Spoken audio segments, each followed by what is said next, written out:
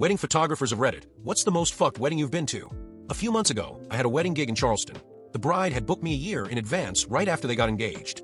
During our initial call, she told me that she was the one who proposed and that they had been together for 10 years. When I arrived at the wedding, I started taking photos of the bride and the venue. Then, I went into the groom's room to take some shots.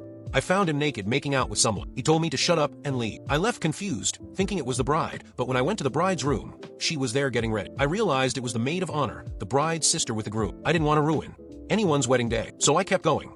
A few minutes passed, and the groom still hadn't arrived. That's when the bride walked down the aisle, and in front of everyone announced that the groom had left and there would be no wedding. She told everyone to stay, and if I could stay and take photos, she didn't want to waste all the work she put into it since she had paid for everything. I felt bad and guilty for not saying anything, so I texted the bride about what I saw and she replied, saying that she knew about it right after that day. In fact, she found out that her 7-year-old niece's dad was the groom. Now her parents want them to get married.